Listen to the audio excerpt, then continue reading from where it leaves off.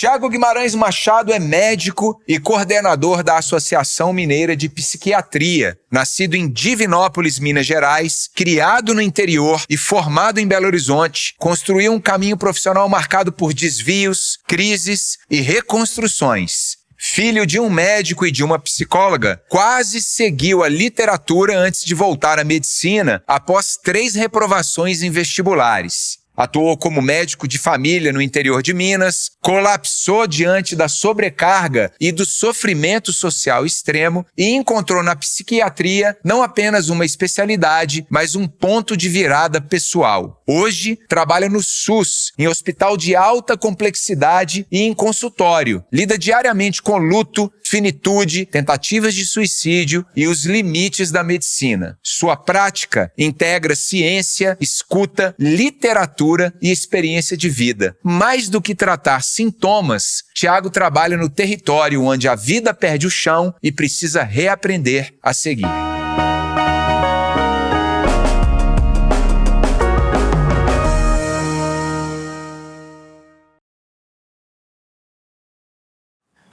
Então gruda nesse seu fone de ouvido aí, ou gruda na telinha, porque a gente vai falar sobre isso tudo com o doutor Tiago Guimarães. Vou ali buscá-lo. Chega mais, camarada. Tudo bem? Obrigado por aceitar aí o convite da nossa produção. Aliás, uma coisa, a gente sempre começa o papo aqui falando um pouquinho do histórico da pessoa e tal, mas eu já quero começar de uma forma diferente, assim, porque sempre tem essa confusão entre, mas o psicólogo é médico? Psiquiatria, psicanálise, psicólogo, qual que é a diferença? Que precisa ser médico e tal? Quanto tempo de formação? Como que a gente consegue explicar didaticamente para 5 milhões de pessoas? Bom, vamos lá. É uma pergunta que me fazem mesmo, assim. Tiago, eu procuro, você acha um psiquiatra ou um psicólogo, né? E assim, são profissões complementares, tá? O psiquiatra, né, ele é médico, faz medicina e depois se especializa, faz a residência em psiquiatria. Né? O psicólogo faz o curso de psicologia e dentro da psicologia você pode ter várias áreas de atuação. Na área da psicanálise, na área da psicologia sistêmica, psicologia comportamental, enfim. Eu digo que são complementares porque elas não são substituíveis, tá? Então, maneira didática de explicar, Zília. Você pega uma pessoa que está nadando com muitas dificuldades. Nadando o esporte mesmo. Nadando, tá lá no mar, o mar tá agitado e ela tá nadando com dificuldades. Essa pessoa, nesse momento, se beneficiaria ali de um professor de natação. Alguém que ajudasse ela ali a melhorar a braçada, melhorar a pernada, melhorar a respiração, né? E de repente ela tá nadando melhor. Agora, se você pega uma pessoa que tá afogando, cara, né, já passou da fase da dificuldade ali, os braços já estão cansados, já tá tomando uns caldos ali, tá engolindo água. O psiquiatra muitas vezes chega nessa hora, porque ele traz um recurso extra ali, que é o remédio muitas vezes. A medicação muitas vezes chega como um alicerce importante para dar uma estabilizada naquela pessoa, ela dá uma respirada. Entendi. Bom, morrer afogada eu não vou. Né? Pô, que metáfora linda. E aí, chama o professor de natação para sair dali também, porque ficar boiando para sempre não adianta. Sim. Né? Então a combinação do psiquiatra com o psicólogo às vezes é o melhor tratamento. Quando a pessoa fala assim, eu faço terapia, que é o meu caso, eu faço terapia, ela está se referindo a um psicólogo? Geralmente sim, né? Às vezes o psiquiatra também tem uma especialização em psicanálise, ele pode conduzir uma terapia também. Perfeito, corrigindo, um psicólogo ou da psicanálise, né? Isso. Entendi. Incrível. Essa é uma confusão que eu acho que é natural, né? Natural. Agora vamos começar com o Tiago Neném. Bom, vamos lá. Pô, nascido em Divinópolis, terra de Adélia Prado. Adélia Prado. Você já nasceu com a poesia, cara. Eu já tive o prazer de encontrar com ela lá uma vez. É mesmo? Chamou pra conversar? Um jantar, assim, eu fiquei muito inibido ali de chegar perto, mas eu apresentei, falei que eu era, admirador ali dela. Pô, ela teve hospitalizada agora. Teve agora, já sabia de estar em casa. Eu falei com o filho dela, que é o Jordano, que eu conheço. E falei, poxa, eu queria tanto entrevistar sua mãe. Ela falou, Zília, eu não vou tirar ela de Divinópolis por nada nesse mundo. Eu falei, eu concordo com você, deixa ela aí. Terra boa, Divinópolis já nos deu grandes figuras, assim, né, cara? Adélia, você, né, empreendedores incríveis, assim, algumas empresas de lá, Farmax é de lá, né? Que é uma grande exatamente, farmacêutica. Eu tenho muito orgulho de ser mineiro, assim, porque eu acabei nascendo em Divinópolis por acaso, assim. Embora minha família seja de lá, na época que eu nasci, meus pais moravam em Vitória, no Espírito Santo. Olha só. E meu pai estudava lá e eu tava, né, meu pré-natal foi todo feito lá, né? Minha mãe fez o pré-natal lá. Então, e aí eu fui passar férias em Divinópolis e entrou em trabalho de parto. Então você não chegou a passar a infância em Divinópolis? Os primeiros anos, não. Eu acabei indo para Divinópolis já com 5, 6 anos. Ah, tá. Mas você lembra? Você tem alguma memória afetiva, assim, dessa... Divinópolis? Sim. Ah, demais, né? Eu fiquei lá até os meus 16 anos. Ah, então tem muita. É onde eu fiz meus melhores amigos até hoje. Minha turma de amigos foi toda construída lá, adolescente. Você tem uma... Você consegue ter cheiro dessa época? Tipo, memória mesmo, assim. Fala, pô, eu lembro de um pôr do sol que eu desci de bike não sei aonde. Eu lembro disso, cara. Eu lembro de brincar na praça, de jogar bola na praça, de pedalar, de ir pra escola de bicicleta. Interior é outra coisa, né, cara? Assim, liberdade e assim, numa época que não tinha videogame, televisão, TV a cabo, computador, com rede social. Então, assim, a brincadeira era na rua. Na rua mesmo. Era. Bolinha de gude. Bolinha de gude, rouba-bandeira. Rouba-bandeira, que legal. Essas brincadeiras de infância são muito lúdicas, né? Você usa esses artifícios em tratamento Eu vejo muito hoje em dia no tratamento que não é o clássico, né? Eu leio muito a respeito disso, me interesso muito, quase voltei a fazer uma graduação em psicologia, que as pessoas estão tentando alguns artifícios, como, por exemplo, o uso de MDMA para traumas severos, drogas do tipo o ácido lisérgico, né, e tal. E outro dia eu li uma coisa sobre brincadeiras de criança. Sabe? De pessoas que estão tentando resgatar coisas lúdicas e tal. Você acha isso é uma coisa que você trabalha no campo ou... Olha, eu falo que é o seguinte, Ziller, assim, o tratamento, ele é não farmacológico para todos. Farmacológico para alguns. Alguns precisam do remédio, nem todos.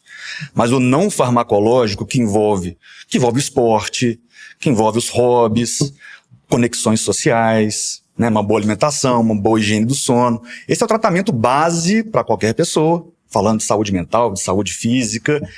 Em algumas vezes a gente usa, né, o recurso farmacológico, né, quando as medidas não farmacológicas são insuficientes, ou quando a pessoa está tão mal que ela não consegue dar start nesses movimentos, entendeu? Assim, pô, eu tô tão mal que eu não consigo sair de casa pra ver gente, cara. Eu tô tão mal que eu não consigo parar de beber. Eu tô tão mal que eu não consigo fazer um esporte.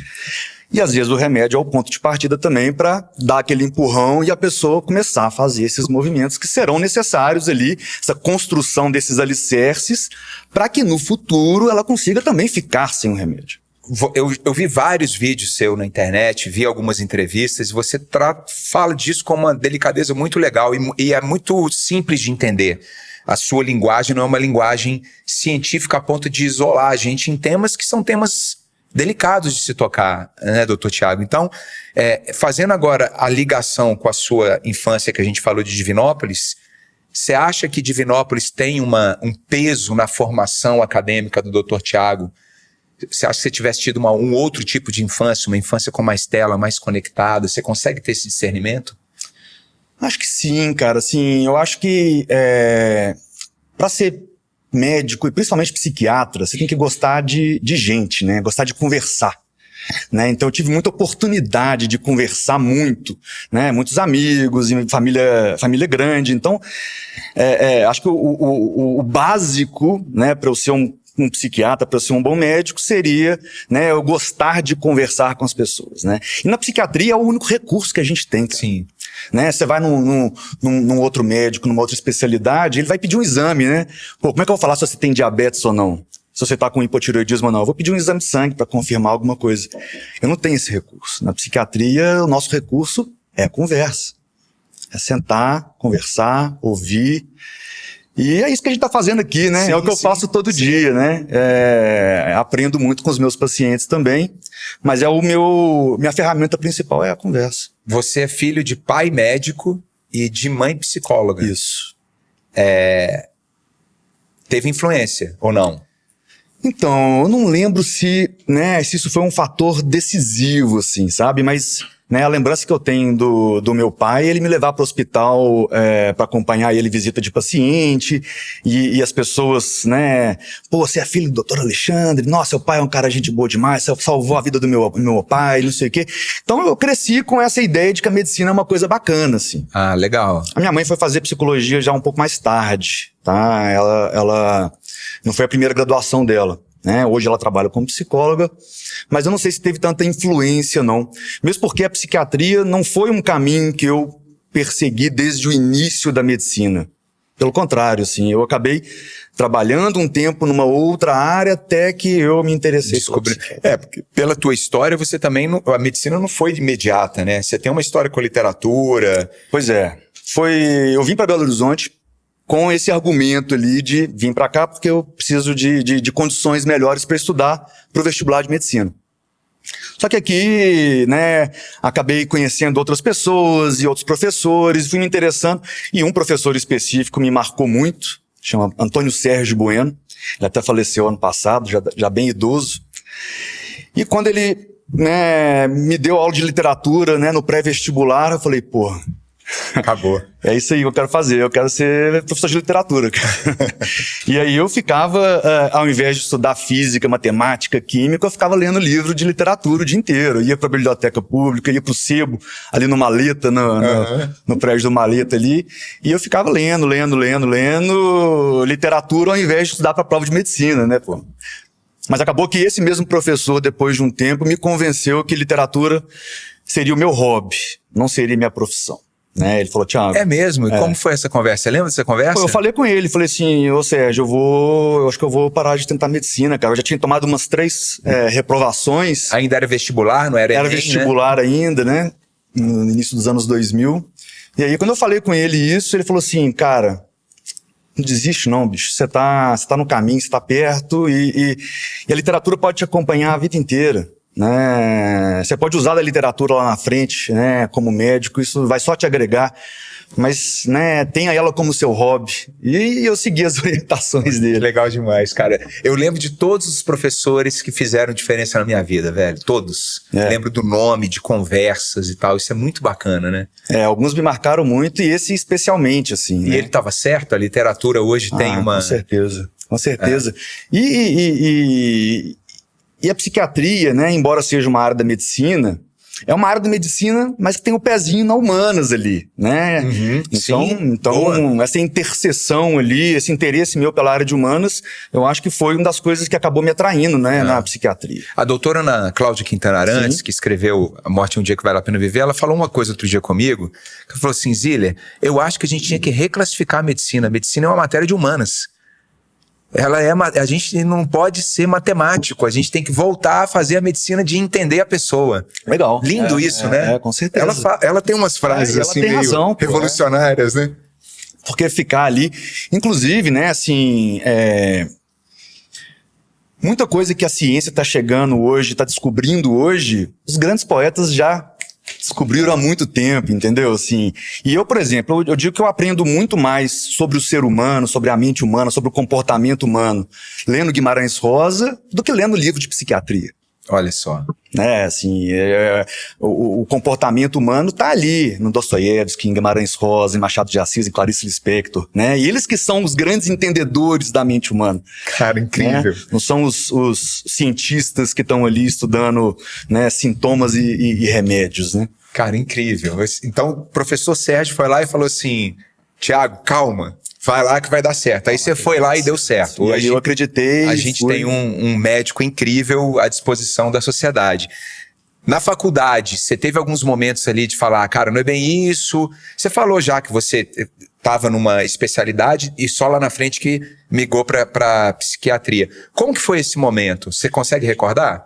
Quando eu estava na faculdade, eu não sabia muito bem o que eu faria depois, Eu fui eliminando matérias.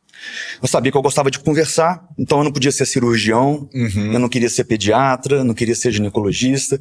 Então eu fui eliminando e sobrou algumas áreas clínicas ali que eu teria mais contato e oportunidade de conversar.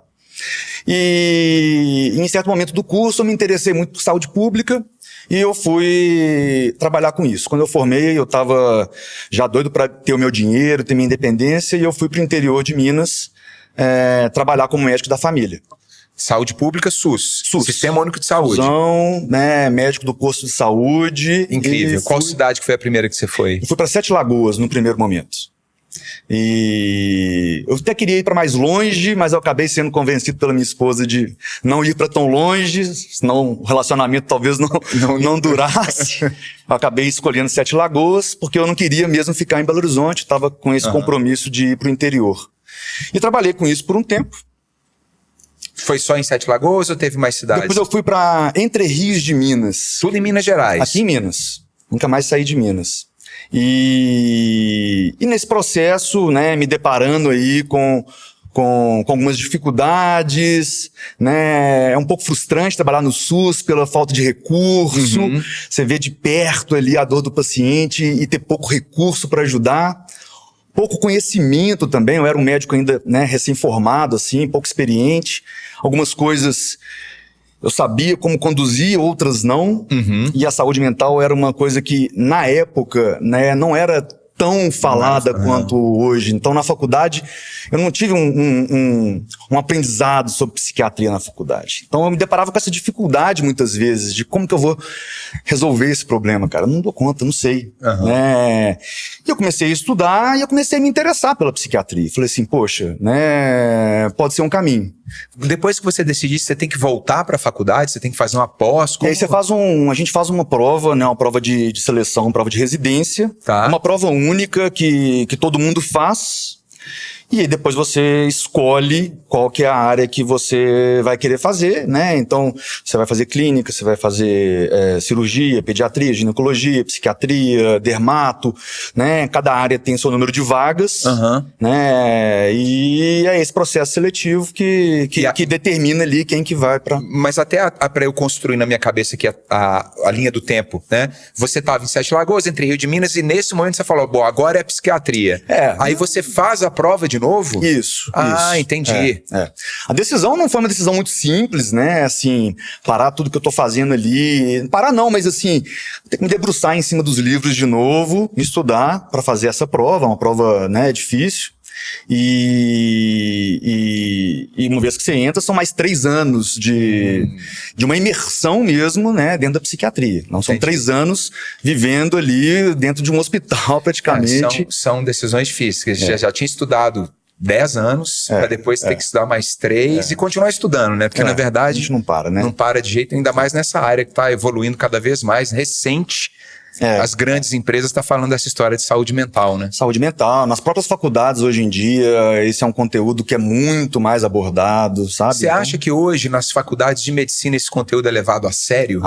Bem mais. Bem mais. Era uma coisa, era uma subespecialidade, né, assim, né, a psiquiatria conviveu muito tempo com estigma, né, é uma coisa, até hoje ainda a gente vê ainda o preconceito que as pessoas têm com o psiquiatra, né, pô, eu não sou doido, o que eu tô fazendo nesse consultório, sabe? Assim, essa é uma frase clássica, né, cara? Demais, escuto isso todo dia, né. Olha só. Pô, eu vim pra cá porque, né, me aconselharam vir, mas eu não sou doido. Né? Então, assim, esse estigma sempre existiu e é recente. Eu diria que é de uns 10 anos para cá que as faculdades começaram a dar esse olhar mais profundo assim, para a psiquiatria. Cara, tem 2 anos que eu faço terapia. Eu já fiz terapia quando eu era moleque, né?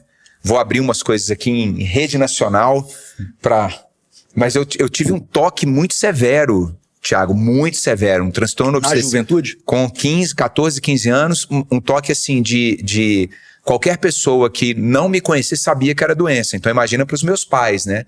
De, por exemplo, a gente tá sentado aqui e eu, pego aqui a garrafinha do Zelo, arreda para cá, o Z, que é de Ziller, não pode ficar assim, aí o Z de Ziller já vinha para outra coisa, fala, não, o Z do dicionário é assim, e aí eu ia continuar conversando com você aqui, ia ficar fuçando aqui o tempo inteiro.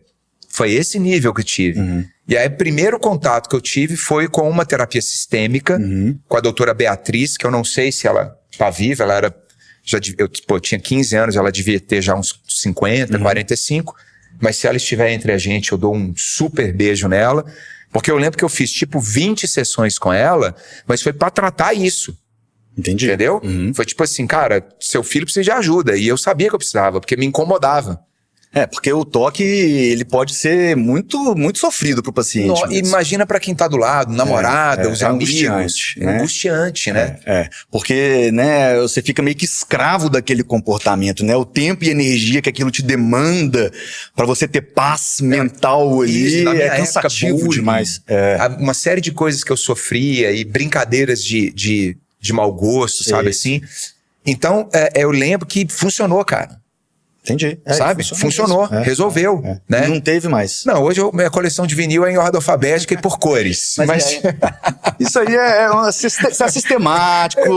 As pessoas confundem muito isso, sabe? Assim, hoje em dia o pessoal tá querendo dar nome pra tudo, né, Ziller? Assim, então a pessoa não pode mais ser supersticiosa e sistemática porque ela tem toque. Não posso ser distraído porque eu tenho TDAH. Eu não posso ser, né, introspectivo porque eu sou autista. Né? E nem tudo tem nome. Né? Mas quando tem, né, de fato, assim, o tratamento muda a vida. Muda a vida. Mudou minha vida. E aí depois, cara, que era o ponto que eu queria trazer pra você agora, eu fiquei anos sem terapia, obviamente acumulando uma série de traumas e de coisas que você nem vê que tá acumulando, mas tá ali marcando o teu corpo, né, mais do que o coração. E voltei pra terapia tem 2 anos. Meu amigo, ô Thiago, não largo mais não, sou. Deu uma... Não. A turma fala comigo, você mudou de vida, depois você subiu o Everest, subiu montanha. Eu falo, não, ninguém que sobe montanha não transforma em nada. Mas a terapia, meu amigo, é transformadora. É transformadora. Você faz terapia? Faço terapia. Entre idas e vindas aí, eu sempre tô com alguém ali para eu poder, né, elaborar, discutir, pensar junto, né? A gente vai repetindo padrões, né, cara? Assim, se a gente não para dar uma atenção para isso, a gente vai ficando escravo de um comportamento, de uma maneira de interpretar as coisas, né? E tem coisa que remédio não resolve, cara. Né? Pô, eu tenho muita dificuldade de falar não para as pessoas e de desagradar. Eu tenho medo, né, do julgamento que eu vou ter. Que remédio que resolve isso? Não resolve, é terapia. Né? Pra você se libertar disso aí, dessas amarras, né? Então, assim, características de personalidade que te desfavorecem podem ser trabalhadas, lapidadas. Né? Tem muita gente que fala, eu sou assim. Mas você é feliz sendo assim? Você pode não ser. Você pode trabalhar para que você não seja assim mais. Eu sou muito perfeccionista. Mas isso não te atrapalha? Né? Tem como você não ser tão perfeccionista, cara. Né? Faz uma terapia que você vai ver. Né? Vai dar tudo certo. Vai dar tudo certo. Eu recomendo. Elaine, um beijo pra você. Não largo mão. Treinador de cérebro, Fernando Gonçalves, tudo que envolve essa coisa de você ter mais consciência do seu eu e da sua verdade é impressionante, né? A vida muda, né, cara? Com certeza. Foi isso que te encantou? Sim, foi isso. Eu passei por nessa fase que eu tava lá no SUS, eu passei também por uma turbulência e eu recebi ajuda na época, né? É mesmo? Fiquei em que sentido? Você pode falar a respeito? Sim, eu fiquei realmente um pouco frustrado com a medicina nos primeiros anos da minha carreira, sabe? Assim, eu falei, estudei tanto tempo, não é pra isso, sabe? Assim, não tá me preenchendo, não tô satisfeito. Sabe? Mas chegou a ser diagnosticado com depressão? Eu estava num quadro de depressão leve e conversei com um psiquiatra na época, ele sugeriu que eu tomasse remédio, me mediquei por um tempo e eu resolvi nesse tempo, Ziller, fazer um sabático, cara. Eu parei um tempo, fiquei 3, 4 meses sem atuar, viajei, fui para fora, fui conhecer a Europa, fui viajar, fui estudar espanhol em Barcelona, fui desanuviar a cabeça e foi nesse processo que eu falei, eu vou voltar pro Brasil, eu vou estudar e vou fazer psiquiatria porque isso muda a vida.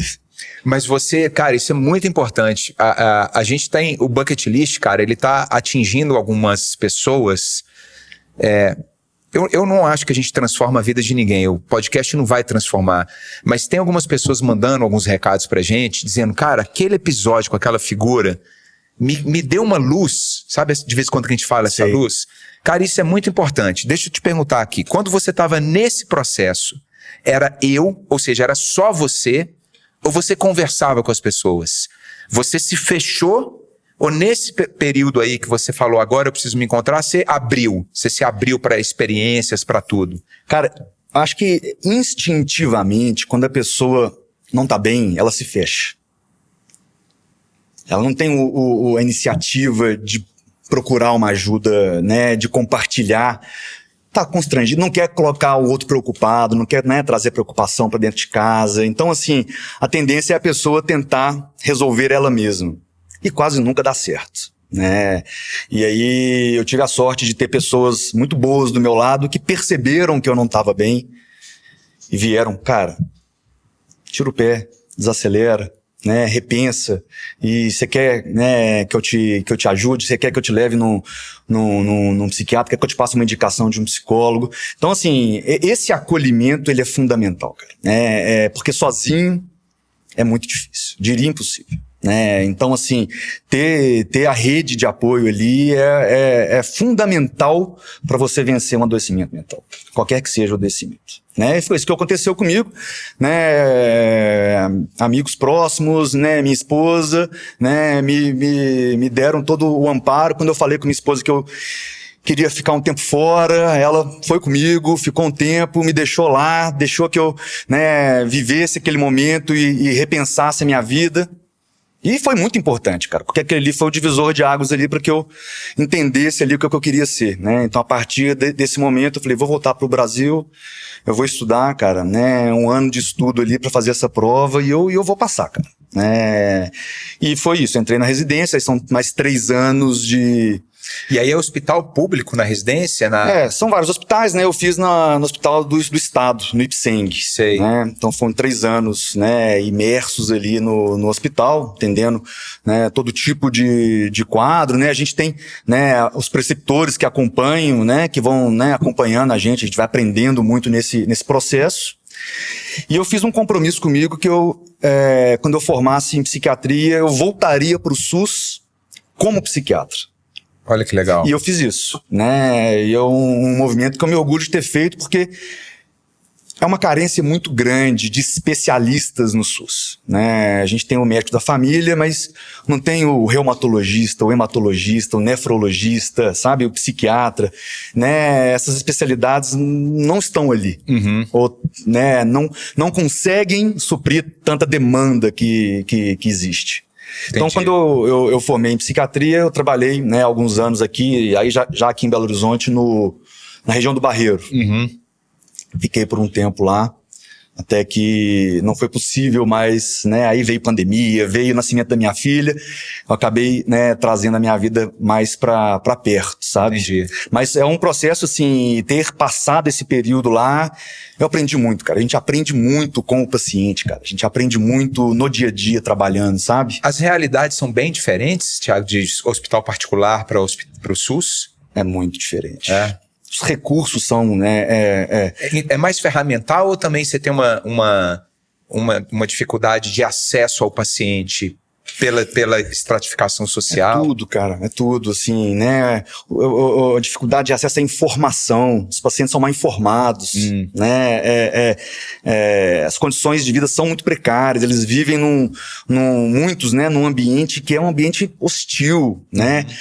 Uma família, um pai alcoólatra, uma mãe, né, dependente química, criança, né, cresce nesse contexto. É óbvio que não são todos, né, que têm esses mesmos problemas, mas as dificuldades enfrentadas ali e as dificuldades de tratamento, porque os recursos também que o SUS fornece são muito poucos, assim, né? Você sofre, cara? O médico sofre? Ah, sim, com certeza. Você acha que o médico tem aquela coisa de ser alguns, né, super-herói, fica se fechando, mas no fundo... Cara, eu acho que se a gente perder a capacidade de se comover,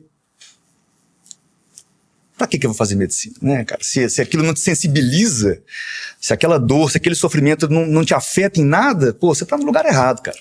Né? Então, assim, o que a gente tem que tomar cuidado é para que não afete demais. Sim, né? A gente tem que tentar o equilíbrio, né, para ter uma casca, mas a casca não pode ser tão grossa. Né? E eu acho que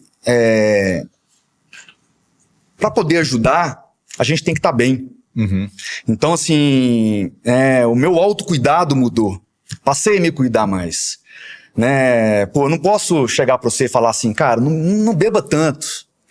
E virar as costas e encher a cara de cachaça. Entendeu? Assim, um que eu não sou convincente e outro que eu não vou ter a mesma coragem de falar olhando no seu olho, assim, não faça isso, sabe? Assim, pô, eu tenho que, né? É claro, ninguém é perfeito e a gente, né? Mas assim, né? A gente tem que se cuidar. Então, assim, eu acho que para que eu consiga também cuidar das pessoas e absorver aquilo, eu tenho que me cuidar, né? Fazer terapia, praticar meu esporte, né? Se eu não faço isso, o peso é grande demais. Sim.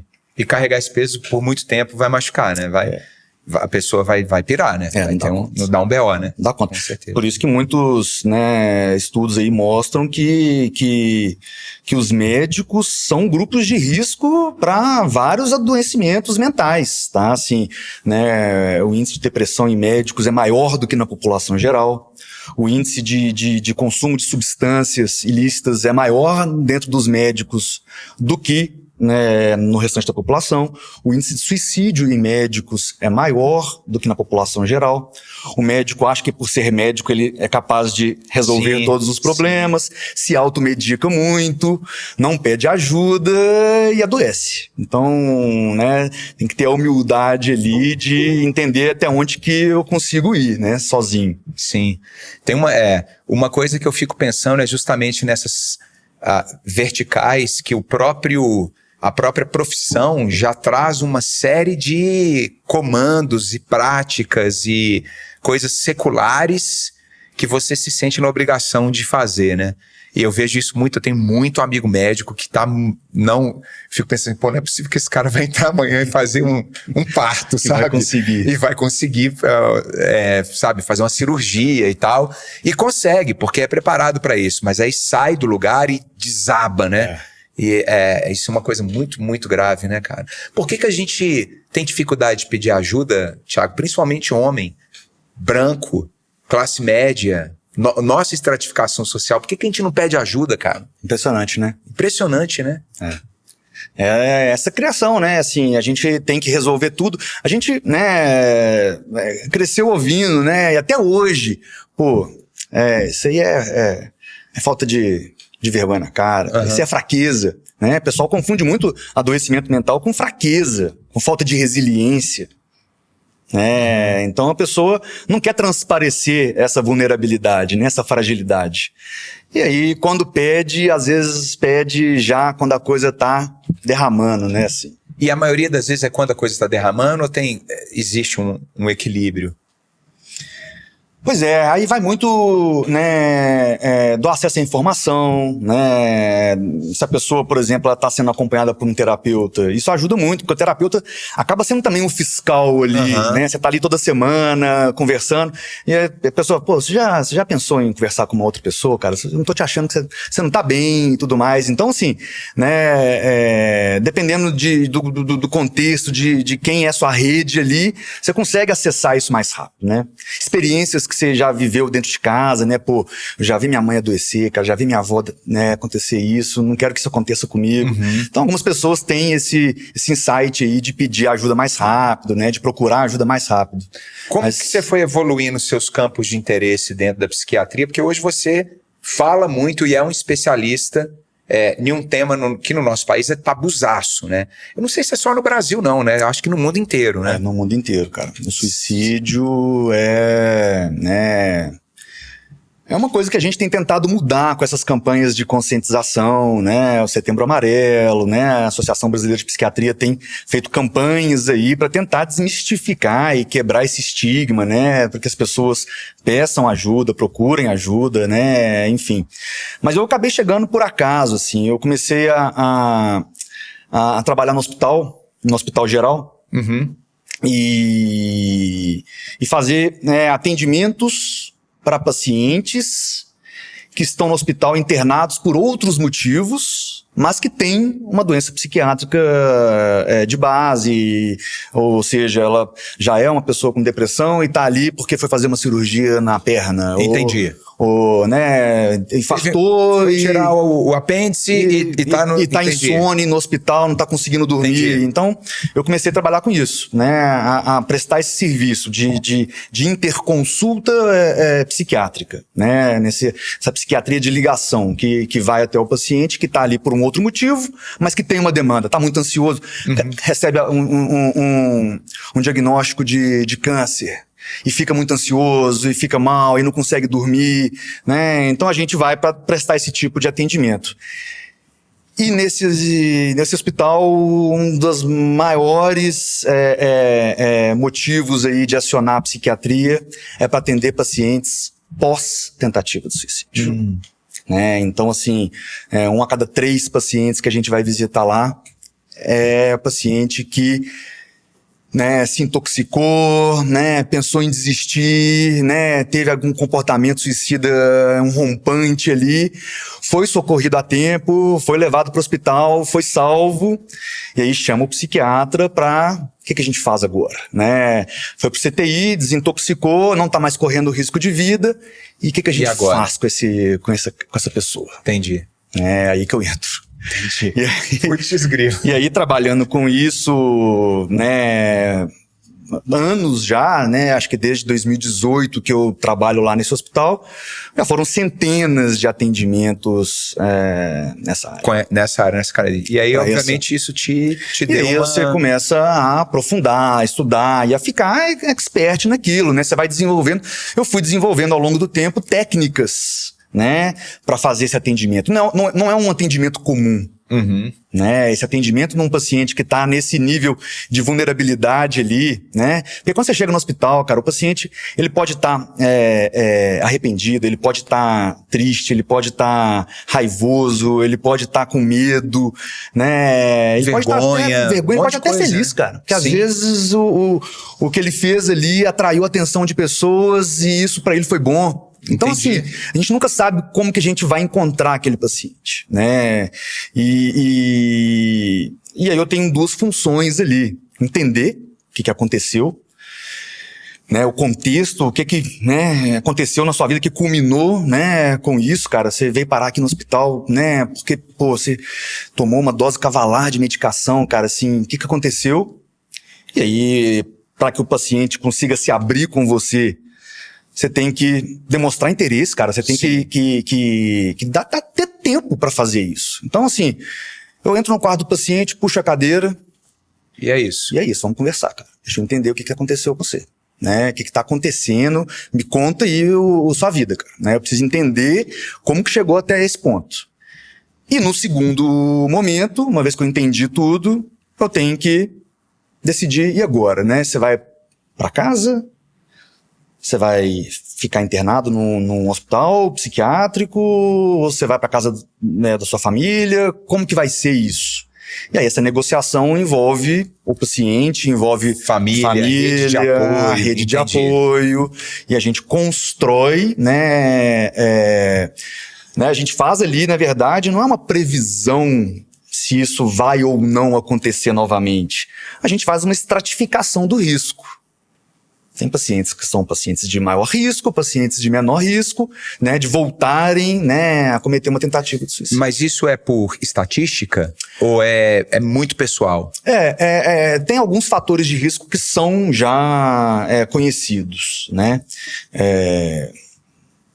Os homens cometem mais suicídio do que as mulheres, embora as mulheres tentem mais suicídio do que os homens. Depende muito da idade. Suicídio antigamente, cara, era uma coisa que era mais comum em idosos, né, acima de 70 anos, quando se deparava com a finitude, com o final da vida, com as limitações, né, impostas ali muitos desistiam, né, de viver aquilo e preferiam suicidar. Hoje a gente está vendo um caminho contrário, cara, assim, a gente está vendo que tem acontecido com pessoas jovens. Os jovens hoje, suicídio é a 3ª maior causa de morte entre 15 e 29 anos. Caramba, isso é dado mundial. Mundial, cara. Putz grila. E então, assim, os jovens hoje, né, têm um limiar de tolerância à frustração menor, cara. né? Então, assim, o imediatismo, né, que esse mundo maluco impõe, cara, ninguém consegue esperar, ninguém tem paciência de lidar com o tédio, com o ócio, com o vazio, com a rotina, com a pressão e... Então, assim, né, hoje a gente tem visto muitos jovens, né, desistindo, não dando conta, né? E o que eu faço, né, Ziller, ali daquele momento, daquela conversa, que é uma conversa delicada, né? Eu tento convencer o paciente que aquilo ali é uma oportunidade, cara. Né? Não só uma oportunidade de vida, né? Pô, você poderia ter morrido e não morreu, mas é uma oportunidade de você fazer um tratamento, cara. De pedir ajuda, de trazer pessoas pra perto.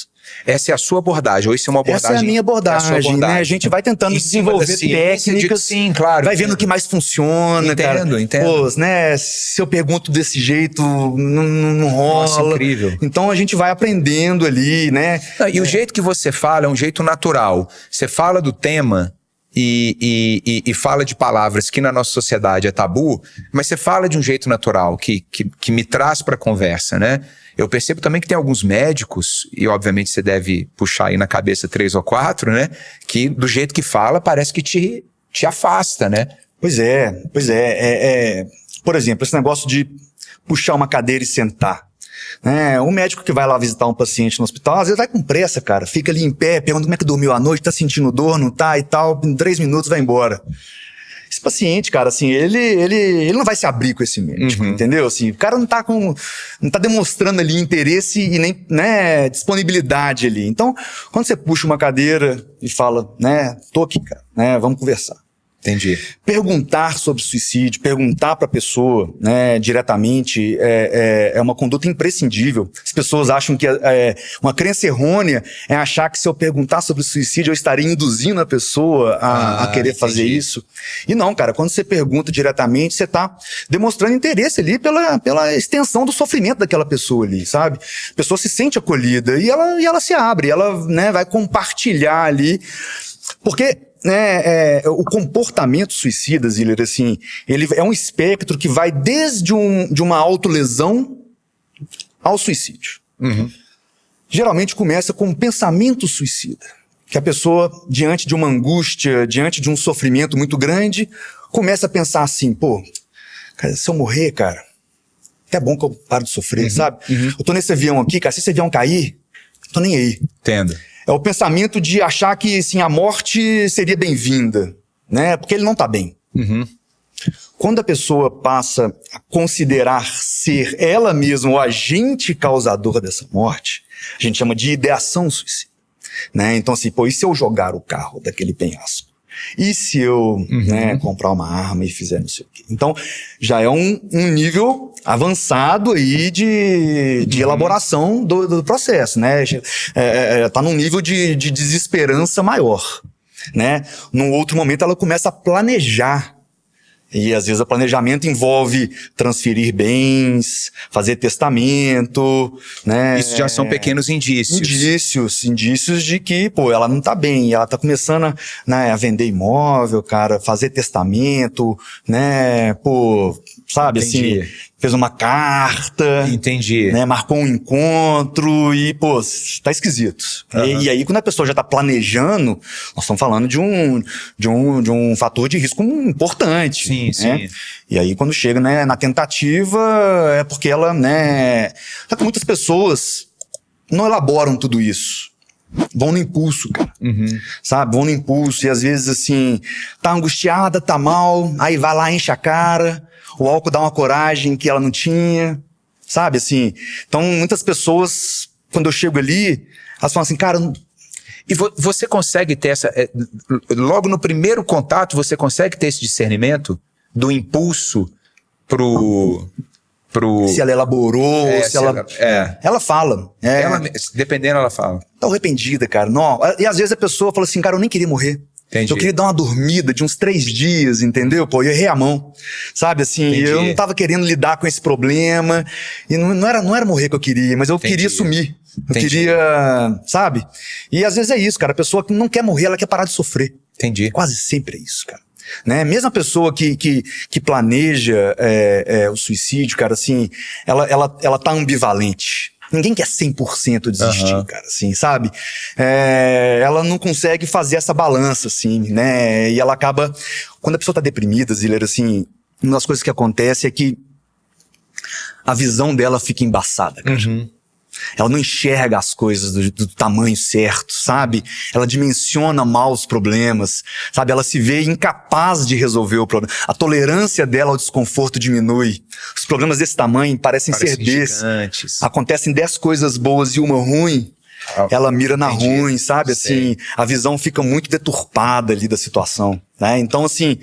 Nessa conversa, uma das coisas que eu tento fazer é dar uma clareada. E é óbvio que não é numa conversa, claro, né? Claro. Mas eu tento passar pra pessoa assim, cara, tem solução. Sim. Morrer, né? Porque na cabeça da pessoa, assim, pô, se eu morro, eu paro de sofrer. Sim. E eu falo assim, isso que você é lógico, isso é um raciocínio lógico. É lógico. Né? O negócio é que vai deixar um tanto de gente sofrendo aqui pra sempre, né? Claro. E você vai deixar de viver coisas maravilhosas também, pô, né? Agora, se você tratar, você também vai parar de sofrer, cara. Né? Tem um outro caminho. Sim. Né? Então, quando você oferece pra pessoa esse outro caminho, né? Você faz com que a pessoa compre essa ideia, né? De que, cara, eu vou dar essa chance pra mim, pra minha família, enfim.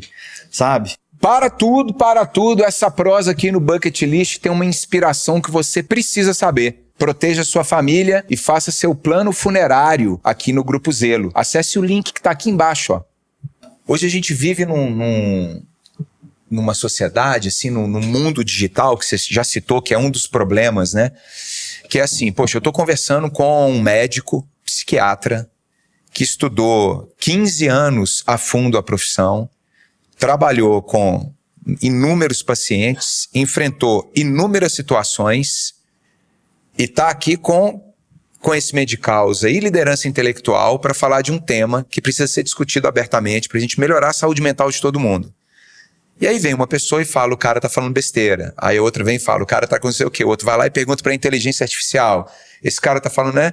Aí você começa a ter umas distorções que é isso, né? Muita informação, a pessoa tá ali já numa situação super delicada, que muitas vezes se não tem esse tanto de coisa e ela consegue, você estender a mão e ela dá a mão, já é o primeiro passo, né, Thiago? É isso aí. E aí é o primeiro de muitos, né? É um processo longo aí que a pessoa, né, ela tem que se engajar, né?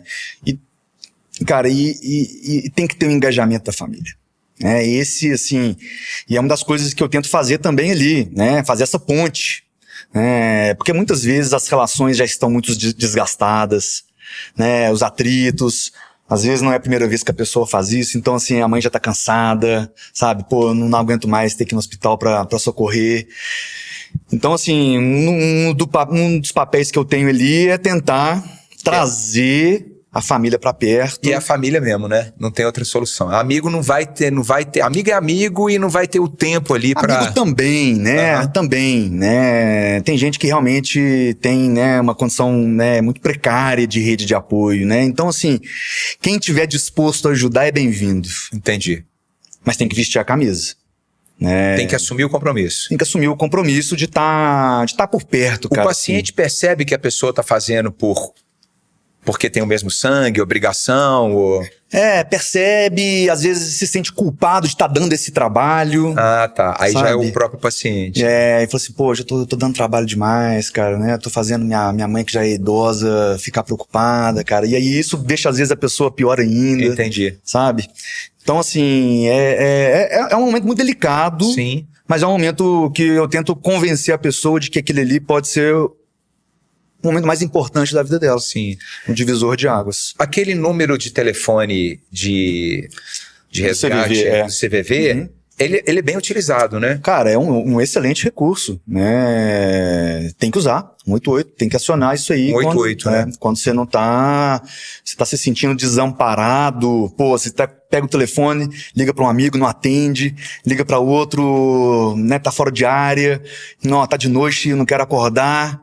Você vai acionar esse recurso. Aliás, uma sugestão que eu vou dar para nossa turma aqui de edição é deixar na descrição do episódio o telefone do CVV, contatos todos que a gente pesquisar na internet aí, e na hora que a gente começou a falar sobre o tema, coloca aqui uma faixa que ó, o tempo inteiro aqui embaixo, tá todo mundo vendo aqui, que eu acho isso é importante, né? A campanha Setembro Amarelo é para isso, né? É para isso, né? Se precisar, peça ajuda. E aí é importante também fazer um trabalho de psicoeducação com a família, sabe? Assim, porque muitas vezes, igual eu te falei, assim, tem muito estigma ainda. Então, às vezes, a pessoa acha que aquele ali é frescura, que aquele ali é pra chamar atenção, que aquele ali é falta de religião, aquele ali é falta de couro, sabe? Assim, é falta de trabalho. Sei como é. Sabe? Assim, pô, e aí você tem que falar, tem um jeito certo de ajudar. Não tem uma receita de bolo, mas tem um jeito certo de você oferecer essa ajuda. Né? Porque é diferente, sabe, Zila? Assim, você tá deitado numa cama, deprimido, cara.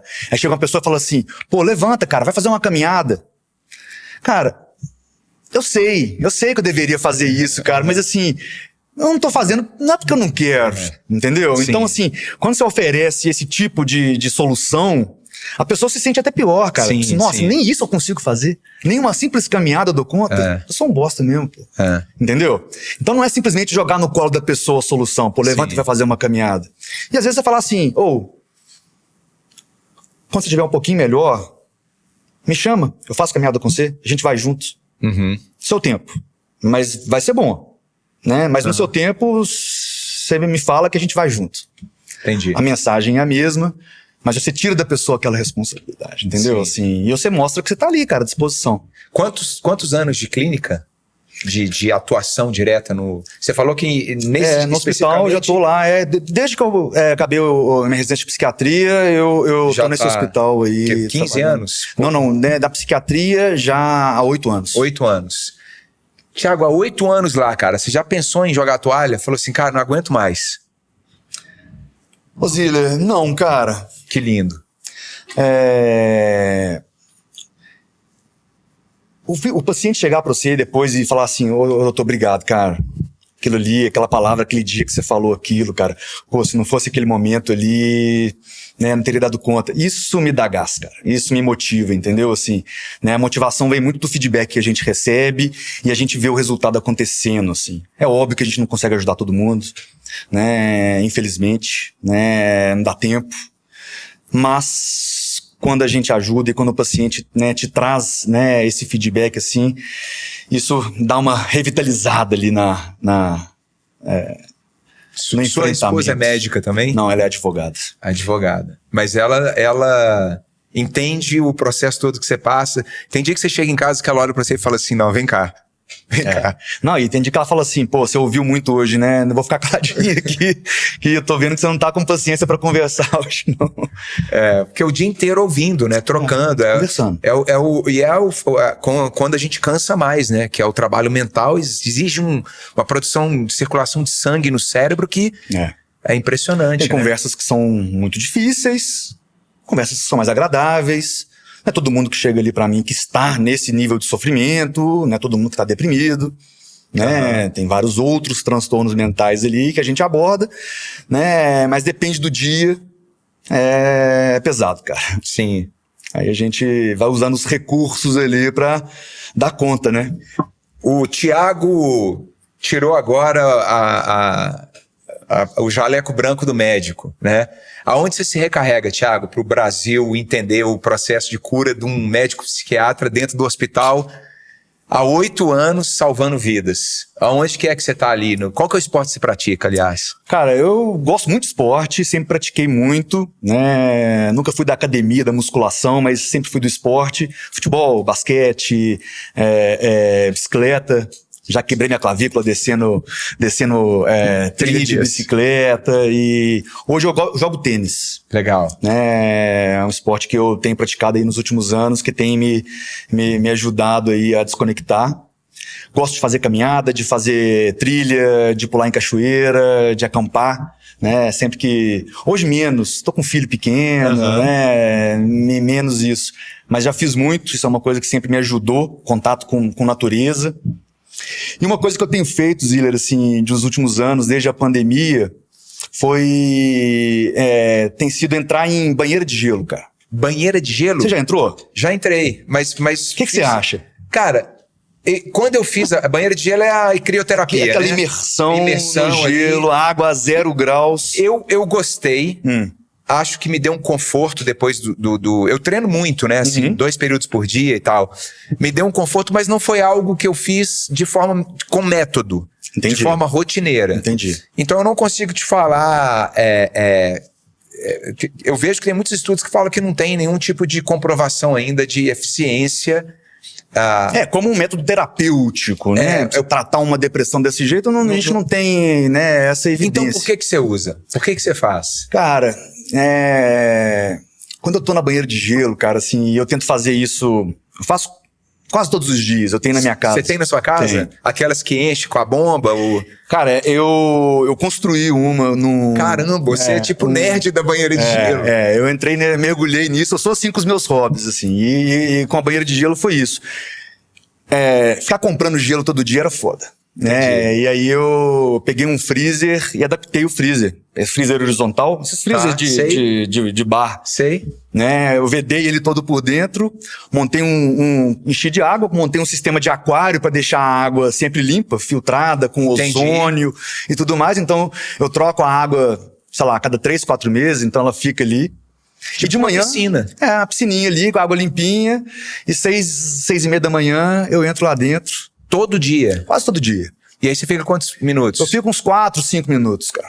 Caramba, E quando eu tô lá dentro, Ozílio, sabe o que eu penso, cara? Fala assim, cara, nada que acontecer no meu dia vai ser pior do que essa porra. Porque é foda, cara, assim. E aquilo ali exige uma fortaleza mental muito grande pra você tolerar aquele desconforto ali. Em quantos graus tá a água? 0 graus. Eu tenho que quebrar então, o gelo ali a pra sensação térmica é mais baixa ainda. É muito frio.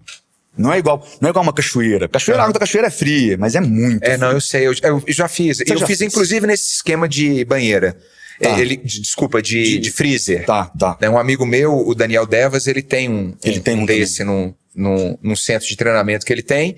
E é isso, é um freezer que ele tem ali um termostato, e aí gela a água, e muitas vezes tem que quebrar com um martelinho para poder entrar. Eu faço uma respiração antes, gosto de fazer uma respiração, uma meditação antes, e eu entro, e quando eu tô lá dentro, é isso, cara, o exercício que eu tenho que fazer para tolerar aquele desconforto ali, me coloca num estado meditativo, e eu fico em paz, cara, depois de uns 90 segundos lutando contra a respiração, né? Porque o instinto é... você respirar rápido. E sair dali. Seu cérebro fala assim, sai desse lugar aí, pelo amor de Deus. Caramba. E você tem que, né, controlar a sua respiração e...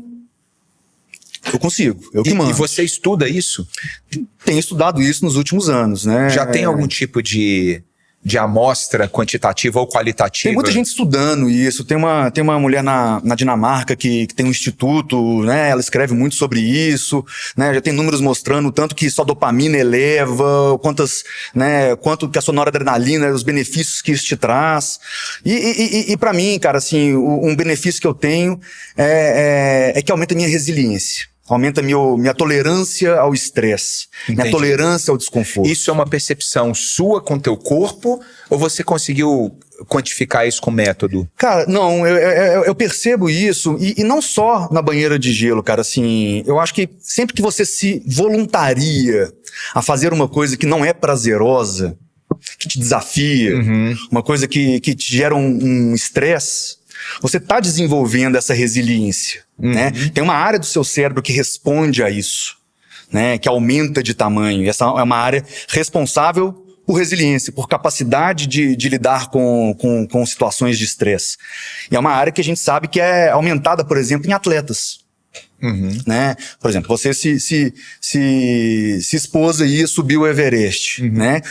Todo o esforço que você teve que fazer para estar ali em cima, né, te trouxe uma fortaleza e um bem-estar que você não teria se você tivesse entrado no helicóptero e ido lá para cima. Perfeito. Né? O desafio, né? Eu acho que um maratonista sente a mesma coisa. Não tenho dúvida. Né? Um escalador e tudo mais. Sim. Então, quando você se propõe a voluntariamente enfrentar esse desafio, isso te fortalece. É essa a sensação que eu tenho. Esse processo, doutor Tiago, de você se propor a este arco de jornada é um tipo de tratamento psiquiátrico?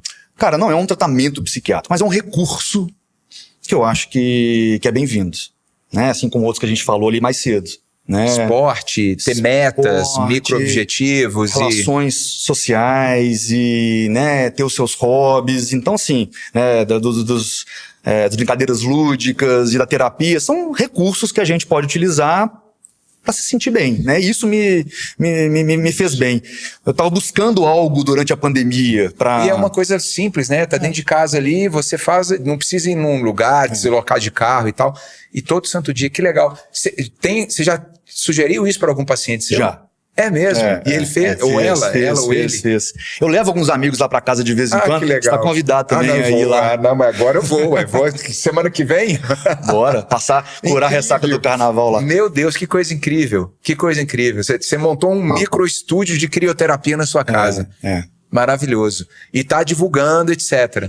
Eu sugiro, né? Tem um perfil de cada um, né? Se a pessoa se interessa, procura. Aqui em Belo Horizonte já tem alguns lugares que fazem, né? Grupos que encontram e fazem essa respiração juntos e depois, né? Cada um entra e é um grupo bem heterogêneo, mulheres, homens, né? Jovens e velhos. Então, assim, né?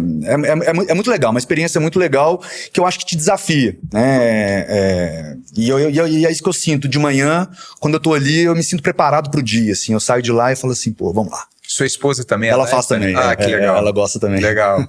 Eu vou voltar, preciso voltar, vou aceitar o convite. Bora. Deixa eu te perguntar mais duas coisas antes de eu te convidar para deixar aqui a sua lista de coisas a fazer antes da gente partir dessa esfera. Eu tenho uma vida hoje muito regrada, que muitas coisas são opção, né? Outras é que eu não posso fazer mesmo, né? Eu trabalho hoje produzindo conteúdo. Essa conversa que a gente está tendo é fruto de uma pesquisa de um grupo de pessoas que eu participo, e a gente chega nesses convidados e extrai histórias extraordinárias como essa que você está contando pra gente aqui. Mas eu faço isso em outros campos, e eu escolhi buscar referência e histórias em esportes de endurance. Esportes que a pessoa repete a mesma coisa durante dias. Escalada em alta montanha, ultramaratona de bicicleta, ultramaratona de montanha. A pessoa roda 1.000 km de bike, 2.300 km de bike. E quando eu estou nesses lugares, e agora a minha pergunta, você com 5 horas de prova, 7 horas de prova, 8 horas de prova, a pessoa se transforma no que ela é. Todo o resto vai caindo da bike, vai caindo do tênis, vai caindo da roupa de frio da montanha. É impressionante, Thiago. Ela vai subindo, e as coisas vão ficando para trás. Quando a gente chega num ponto, aí você conheceu o Thiago do jeito que ele é. Eu não tô nem falando o Thiago de verdade, que eu acho que esse é um clichê que não é o caso. Mas aí você vê a pessoa, né? O trabalho do estudo da cabeça de um ser humano, essa metáfora que eu fiz faz sentido? Você tem que tirar as camadas para ver que o Gustavo que está na sua frente, agora... Você tem essa percepção de quando você atravessa a pessoa, o paciente, você fala assim, esse é meu paciente. Isso acontece às vezes. Eu acho que isso talvez aconteça até mais dentro de um consultório de psicóloga, de uma terapia, que você está ali numa frequência maior, você está ali semanal, quinzenal, né? Então você tem essa oportunidade de aprofundar um pouco mais, né? E por mais que a gente vai desenvolvendo técnicas de entrevista, de pergunta, a gente acaba pegando o que o paciente está disposto a nos entregar também, né? Então não é todo mundo que está ali disposto a se entregar para aquilo e se abrir completamente. Mas em alguns momentos, sim, a gente fala assim, pô, agora eu entendi. Entendi. Né? Essa sensação é boa, né? Você entender uma pessoa e... E porque muitas vezes, né, Gustavo, assim, a gente conhece a pessoa, quando a pessoa procura um psiquiatra, ela não tá bem. Então eu conheço uma versão adoecida daquela pessoa. Então, depois de alguns meses de tratamento, eu finalmente conheço a pessoa, me apresento, pronto, agora eu tô te conhecendo, cara. Agora eu tô vendo quem que você é, né? Não é aquela pessoa adoecida, né, deprimida, desesperançosa, angustiada. Agora eu consegui, né, a pessoa...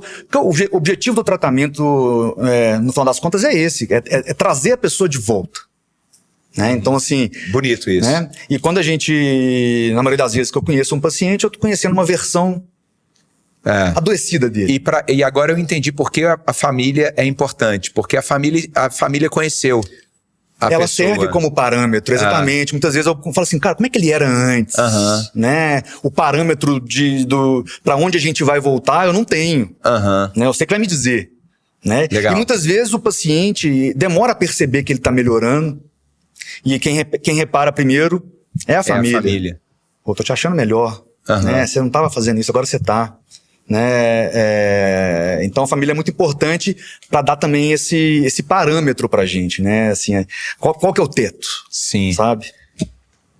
Não tem fórmula mágica, o tema que a gente está falando é um tema que precisa de profissionais como você, mas uma pessoa que assistiu o nosso episódio agora e que vai tomar uma decisão de pedir ajuda. O que você fala para essa pessoa?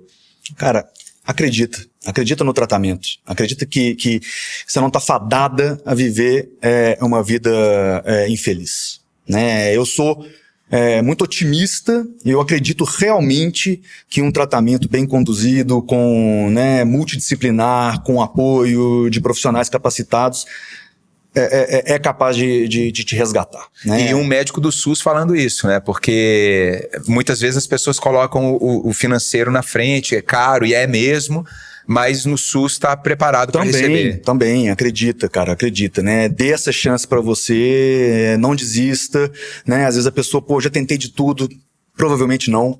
Né? Vai ter coisas aí que você ainda não fez, que vai te ajudar, e eu sou extremamente otimista com o tratamento, e eu sou muito esperançoso, sabe, assim, de que o tratamento é o caminho.